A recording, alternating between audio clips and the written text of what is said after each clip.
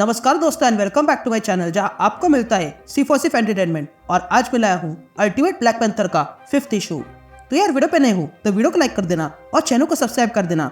और साथ ही मेरे चैनल पर ज्वाइन बटन स्टार्ट हो गया है तो आप वहां से भी ज्वाइन कर सकते हो। और उसी के साथ अब आप मुझसे व्हाट्सएप पर जुड़ सकते हो जिसका लिंक मैं आपको डिस्क्रिप्शन में दे दूंगा। तो यार पिछले इशू में आपने देखा कि रा और कोनशु मिलके वकांडा में घुसना चाहते हैं और इसलिए वे लोगों ने कुछ असैसिन्स भेजे हैं। ये देखकर टचला समझ जाता है कि अब किसी पर भरोसा नहीं कर सकते हैं और तब वो सिर्फ ओकोय, शूरी, किलमोंगर और स्टॉर्म पे भरोसा करता है। तो वही रा और कोनशु वकांडा पर हमला करने के लिए तैयारी करते हैं। तो अब आगे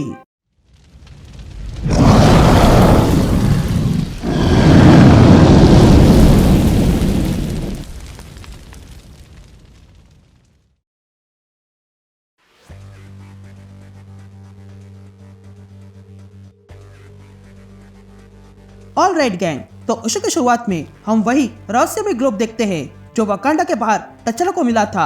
तभी टचला शूरी को वहां बुलाता है। तभी शूरी उसकी जांच करती है और कहती है यह वाइब्रेनियम नहीं है, इसकी बनावट तो वाइब्रेनियम की तरह बिल्कुल नहीं है। और तुमने कहा कि ऐसे कई सारे हैं।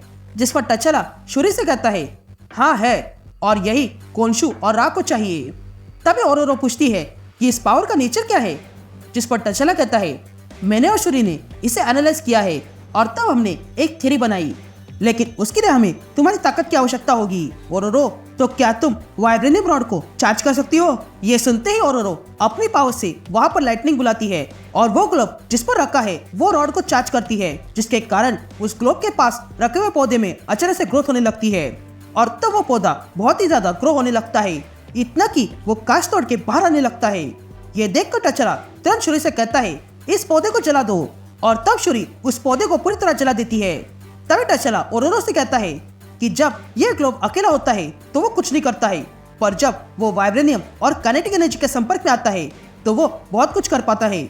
मुझे लगता है कि ये बायोलॉजिकल के साथ नॉन बायोलॉजिकल मटेरियल पर भी असर करता है। इसके प्रॉपर्टीज एल्केमिकल है। जिस पर ओरोरो टचला से कहती है तुमने जो कुछ भी कहा वो मुझे समझा नहीं। जिस पर टचला कहता है ये मटेरियल लाइफ को एनहांस कर सकता है। तुमने इसे टेंपल में देखा क्योंकि वहां पर उसकी पूजा की जाती थी, क्योंकि वहां के लोगों को लगता है कि इस ग्लोब में गॉड की पावर है। तभी टचला शूरी से कहता है कि यहाँ के बारे में किसी को कुछ भी मत बताना। रा और कोनशु अचानक से गायब हो गए हैं और इसलिए हमें उन्हें ढूंढना होगा। और तब तक मैं वुडू खान से मिलकर आता हूँ। यहाँ सीन शिफ्ट होती है और हम वुडू खान का टेम्पल देखते हैं जहाँ पर टचला आता है और कहता है मुझे किसी प्रोफेसी की जरूरत नहीं है, इस वकांडा को सच जानना है। मेरे पिताजी तुम्हारी बातों से शांत रहते थे पर मैं नहीं। जिस पर वुडू खान कहती है तुम्हारे पिताजी वुडू खान की इज्जत करते थे। जिस पर टचला कहता है वो मर चुके हैं। मैं जानता हूँ कि तुम सब कुछ जानती हो और तुम ये भी जानती हो कि मुझे क्या मिला है, और तुम ये भी जानती हो वो क्या कर सकता है, तो बताओ मुझे।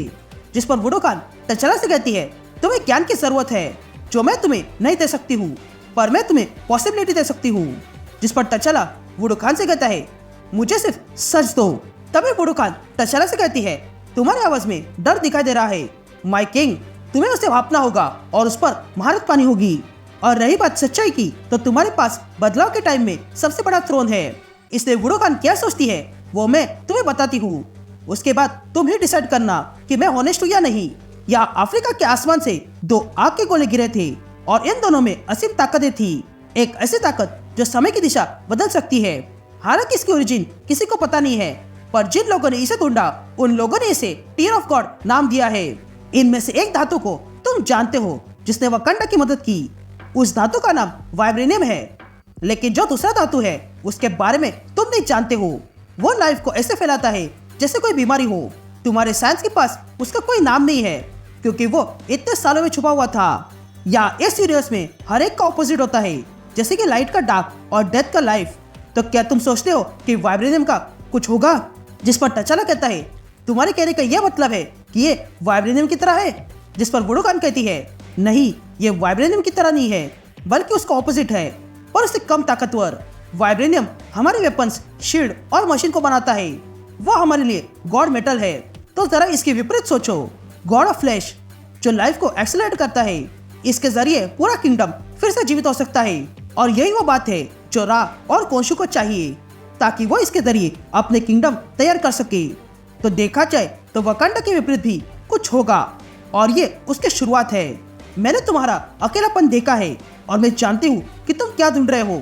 तुम अपनी पावर से इस पर महारत पाना चाहोगे, लेकिन बदले में वो सिर्फ तुम पर हंसेगा और तुम्हें बदल के रख देगा, और फिर तुम बदलाव की भीख मांगते रहोगे और जोर से चीखोगे। ये सुनते टचला कहता है, मैं किसी के सामने भीख नहीं मांगूंगा और ना ही चिल्लाऊंगा। जिस पर बुडोकान कहती है कि हर कोई चिल्लाता है जब वो जन्म लेता है, और हर एक चीज में पैदा होते ही डर होता है। जिस पर टचला कहता है, क्या पैदा होते ही? जिस पर बुडोकान कहती है, हाँ, रिबॉर्न पर तुम्हें सबसे पहले वॉर की तैयारी करनी होगी, जो ना ही कभी तुम्हारे पिता और उनके पिता ने की होगी। मैं जानती हूँ कि तुम बुडोकान पर भरोसा नहीं करते हो, लेकिन जिन सीक्रेट्स पर तुम भरोसा करते हो वो हम जानते हैं, पर हम तुम पर भरोसा करेंगे ताकि तुम हमें लीड कर सको और इस वकांडा को बचा सको। तुम्हें किसी भी हाल में राव और कोंशु को उस तक नहीं पहुंचने देना होगा। तुम्हें इसके लिए जितने भी बलिदान देने हैं वो दे दो, पर ऐसा होने मत देना। अब सारे लोग और वकांडा की नियति तुम्हारे हाथ में है माय किंग। तब तैयार रहना, क्योंकि तुम्हारा शत्रु आ रहा है। यहाँ सीन शिफ्ट होती है और हम लोअर किंगडम देखते हैं, जहाँ पर कोंशु ने एक आदमी को पकड़ कर लाया था, और तब कोंशु उस आदमी से कहता है, तुम फार्मर और फादर हो ना? जिस पर वो आदमी हाँ कहता है।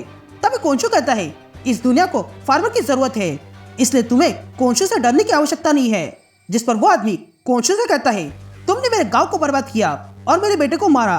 जिस पर कोंशु कहता है, हाँ, तुम्हारा कर्ज मुझ पर है और मैं उसे तुरंत उतार देता हूँ, लेकिन उससे पहले मुझे पता चला है कि तुमने ब्लैक पैंथर को देखा है और तुम्हें उस पर भरोसा है, इसलिए जब मेरे लोग तुम्हारे गांव में घुस गए तब तुम उसी की प्रार्थना कर रहे थे। जिस पर वो आदमी कहता है, वो तुम्हें रोक के रहेगा और तुम्हें सजा देगा।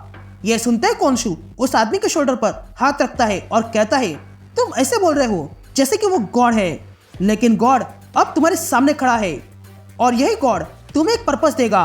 यह कहते ही कोंशु उस आदमी के मुंह पर अपना हाथ रखता है और तब वो आदमी जोर से चिल्लाता है। यहाँ दूसरी तरफ हम शूरी को देखते हैं, जो इस ग्लोब की जांच कर रही थी, लेकिन तभी उसके सिस्टम अचानक से खराब होने लगते हैं और तब वहां पर पोर्टल खुलता है, जिसमें से कोंशु कहता है, तुम्हारा गॉड यहाँ आ चुका है। यह कहते ही कोंशु उस पोर्टल से बाहर आता है और शूरी को फेंक देता है, और तब हम देखते हैं कि कोंशु ने उस आदमी को अपने कंट्रोल में लाकर वहां भेजा था। ये देखकर शूरी हैरान रह जाती है, लेकिन तभी वो आदमी कहता है, मैं सिर्फ कोंशु की सेवा करता हूँ। ये कहते ही वो आदमी शूरी पर हमला करता है, लेकिन शूरी खुद को बचाते हुए चाकू निकालती है और उस आदमी के हाथ में घुसा देती है, लेकिन वो आदमी शूरी के पेट में जोरदार लात मारता है और जोर से चिल्लाते हुए अपना सर उस कांच पे मारता है, जिसके पीछे वो ग्लोब है, और कुछ इस तरह वो इस कांच को तोड़ने लगता है। यहाँ शूरी ये देख रही थी और तब वो उठ जाती है और इस आदमी के मुंह पर जोरदार पंच मारती है। ये देखकर वो आदमी जोर से चिल्लाता है, जिसके कारण वो कांच टूट जाती है, और तब वो आदमी चिल्लाते हुए उस ग्लोब के पास आता है और उसे छूने वाला ही था कि तभी उसे जोरदार बिजली का झटका लगता है, और तब वहां पर ओरोरो आ जाती है और शूरी से कहती है, अपनी आंखें बंद कर दो, मैं अब इसे छोड़ने वाली नहीं हूँ।